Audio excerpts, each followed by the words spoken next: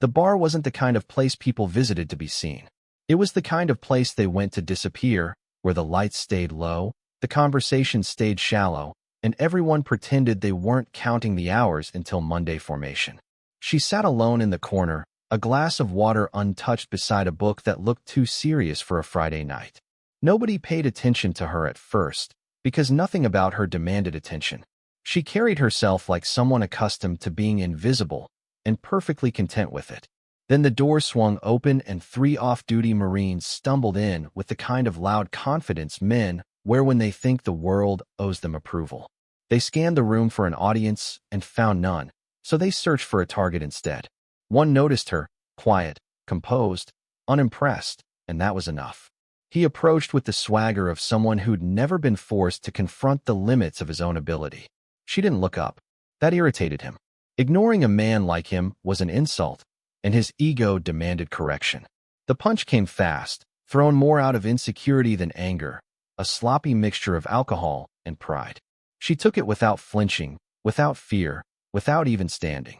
For a moment, the entire bar froze, waiting to see how a woman alone would react to 3 men who thought they owned the room. But what happened next would rewrite every assumption they walked in with. They punched a Navy SEAL in the face, and in the next 6 seconds, they learned why that was suicide. Most people at the base only knew her as Instructor Sloan. Quiet, precise, the kind of presence that didn't demand attention. It rearranged the room until respect happened on its own. But her real name, the one written on classified rosters and operation logs, was Lieutenant Commander Ava Sloan, Navy SEAL, Bud/S Class 321 graduate, Silver Star recipient. The operator other operators called when things were already on fire. She never introduced herself with rank, never listed medals. Instead, she walked with the silence of someone who had done things the loudest men only bragged about. Her philosophy was simple. I don't start fights. I finish problems. And every soldier who ever tried to test her became a ghost story told in the gym at 2 a.m. During hostage rescue training, one Marine once called her too small to lead the breach. He woke up 10 seconds later staring at the ceiling, asking why the room had rotated. During combative week, a ranger decided to go easy on her. He dislocated his shoulder before he hit the mat. During a live exercise, a rival instructor tried to snatch her rifle as a joke. She had him pinned, weapon cleared, and pressure pointed into paralysis before he understood what happened. But she never bragged, never smiled, never reminded anyone what she was. Her reputation traveled instead, like smoke under a door. Operators she trained now led entire teams. Commanders whispered her name when they needed someone who could turn chaos into structure. Even the base commander, a man who outranked everyone, lowered his voice when she walked into a room. And yet, the 3 men in Section 1, the loud ones, the ones who lived on ego and protein powder, thought she was just another small woman teaching self-defense. They had no idea the storm they had just woken up. Because once you strike Ava Sloan, the fight is already over. The 3 Marines stumbled in like a pack of wolves who had lost the trail of their own discipline. The first, broad-shouldered and loud, was pure bravado. He barked jokes, slurred words, flexed his ego like it weighed more than his uniform. Every glance he cast toward Ava carried the expectation of compliance, or fear. The second followed, smaller, hesitant, mirroring his companion's movements, desperate for approval, tethered to the loud one's insecurities. He laughed too loudly, nodded too eagerly, tried to fill silence with the noise of someone who knew he wasn't enough. The third aimed for spotlight. Smarter than the others, maybe, but still trapped in the need to impress. He leaned in, punctuated the mockery with calculated smirks, wanted everyone, including Ava, to notice how clever he thought he was. Ava didn't react. Not a flicker, not a glance. She read them the way a predator reads the shape of a shadow. Every nervous twitch, every shallow breath, every forced laugh, she cataloged like data points. They circled her booth, words escalating. Hey, sweetheart, can you even lift that book? The loud one's elbow nudged the follower. Bet she cries if we touch her drink. The third laughed, leaning across her table. Don't pretend you don't want this. Come on, show us some fight. She didn't move, didn't even look up from her page. Her silence stretched like the moment before a storm strikes the desert. Every word they spat, every mocking grin, they mistook it for weakness. She gave them the chance to walk away. Not because she feared them, but because that's the standard. Violence only when necessary, escalation only when unavoidable. Her calm, her patience, her discipline, they couldn't interpret. They only saw it as hesitation, indifference, opportunity. And with each sip they spilled, each insult that rolled off their tongues, tension coiled tighter. The air in the bar thickened. The other patrons shifted, half aware something was about to happen. The three Marines, drunk on pride and insecurity, had already walked past the line of common sense. They didn't know the line they just crossed. Ava Sloan had already decided. All that remained was 6 seconds. The punch came fast, too fast for pride to protect them. It clipped her jaw, a fleeting shock, and for a heartbeat, the bar froze. Time slowed. Eyes widened. And then she was gone from their perception, a calm storm coalescing in human form. Her head snapped, but not from pain. She refocused, assessing angles, weight distribution, and vulnerabilities with a precision no drunk ego could calculate.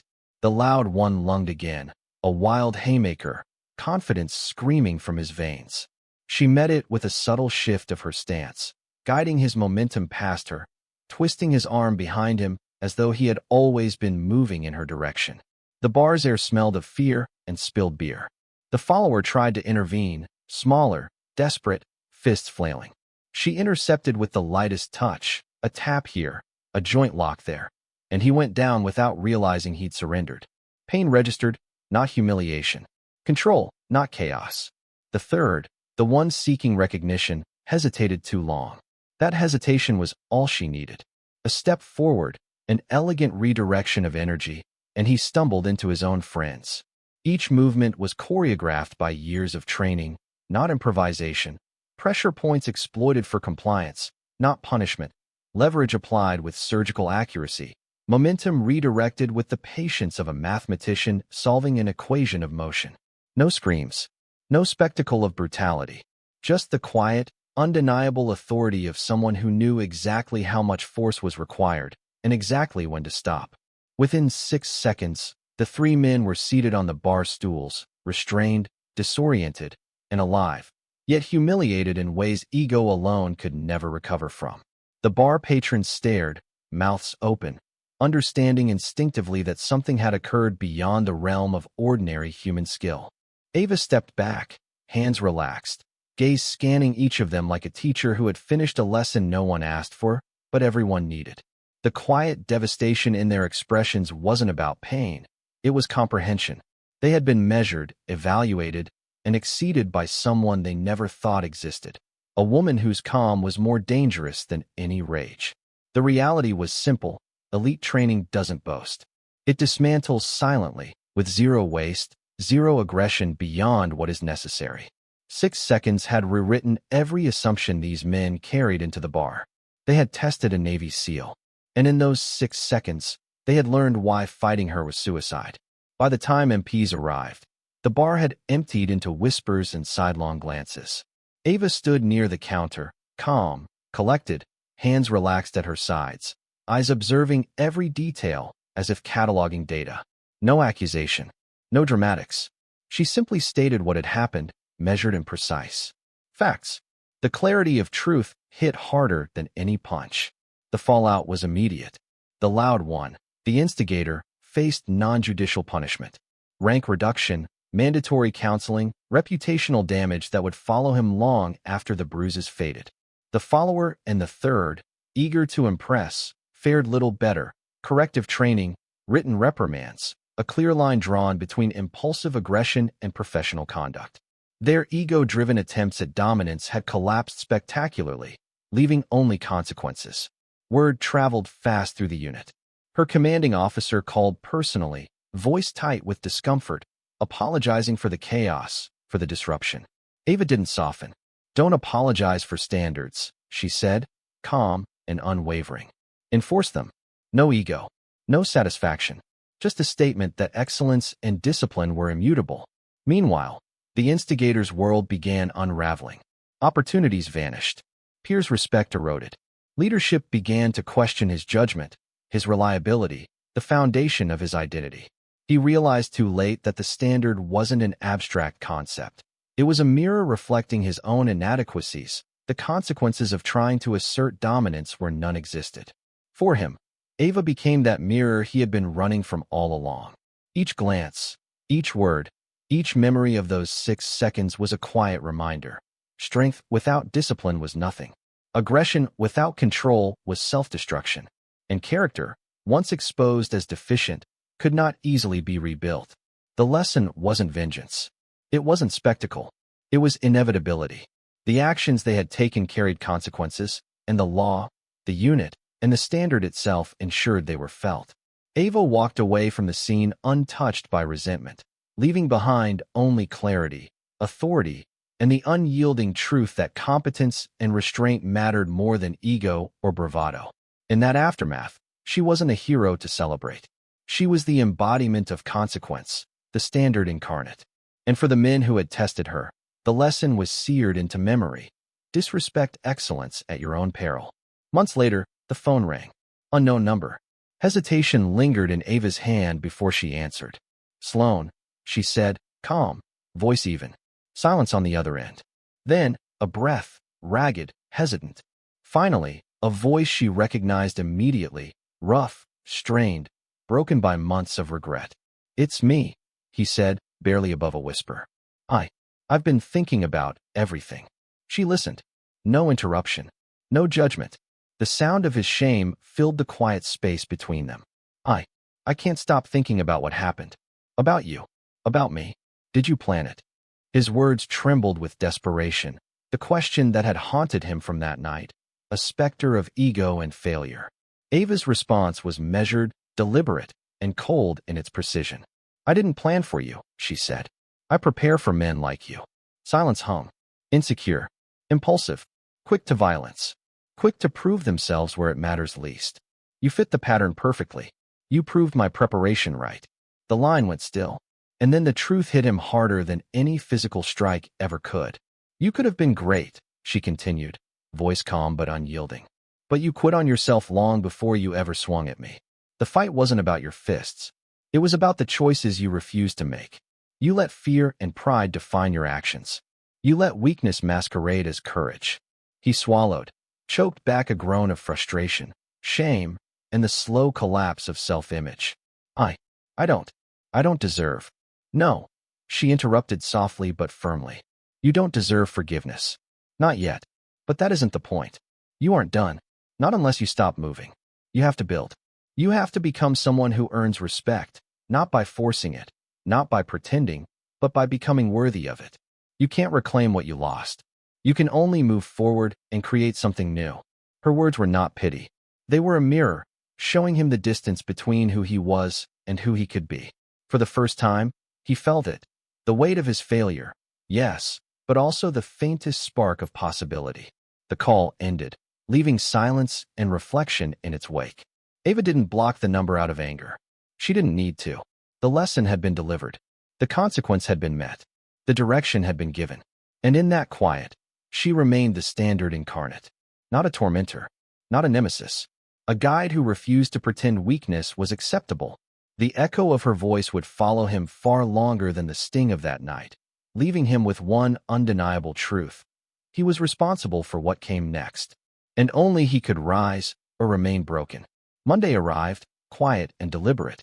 Ava returned to her post as if nothing had changed, though everything had shifted: her presence, her reputation, the standard she embodied. New recruits filed onto the training ground, eyes wide, shoulders tight with the tension of expectation. Some carried confidence, some carried fear, most carried both in equal measure. Ava didn't smile. She didn't reassure. She didn't need to. She simply stood before them, a wall of calm authority, and began to speak. Here, ego dies, she said, voice even, unyielding. Here, standards matter more than ambition, more than bravado, more than excuses. You will fail. Most of you. And that's not a problem. That's honesty. Honesty about what you're capable of and what you refuse to compromise. Excellence is non-negotiable. It's not a reward. It's a responsibility. Her words sank in, mingling with the nervous energy of the young operators. Some nodded, unsure. Others felt the weight of their own inadequacy pressing against the walls of their pride. She walked among them, quiet, deliberate, assessing, measuring. Every posture, every hesitation, every breath was data. Every candidate would meet the standard or be left behind. There was no room for shortcuts, no tolerance for weakness disguised as bravado. Months passed, and the routine of discipline and instruction solidified. New faces arrived, some to thrive, others to wash out gracefully. Women began to join the ranks of special operations training in increasing numbers, inspired not by spectacle but by proof. Proof that standards were achievable, that excellence was possible, and that someone had walked the path before them, refusing compromise. Marines she had once faced in bars, once confronted in moments of ego and violence, began to build better teams, leading by example, carrying lessons learned the hard way. The Marine who had struck her? He was working construction now, slow, steady, rebuilding a life that had fractured the moment he tried to prove himself through aggression. He paid for every mistake, absorbed every consequence, and learned, painfully, that identity is built, not demanded. He was far from perfect, but he was moving forward. And that, Ava knew, was the only measure that mattered. Night came, and she found herself on the shoreline, the Pacific stretching black beneath the rising moon. The ocean rolled with the same indifference it always had, powerful, eternal, unyielding. She let the water lap at her feet, let the salt sting her skin, let the rhythm of the waves remind her of the truth she had carried her whole career. They had punched her in the face, thinking strength was measured in brute force, in ego, in the desire to dominate. But they learned the truth every operator knows. You don't start a fight with someone who has spent their entire life refusing to lose. The wind pulled at her hair, the waves called softly against her legs, and she let the moment settle. Not triumph, not vengeance, just clarity. The standard endured. The lessons rippled outward, unseen, unstoppable. The operators who came after, the women who would rise, the men who would learn humility and precision. Every one of them carried a piece of that truth. And Ava walked back from the water, knowing her work was never finished, but the standard itself, would always stand.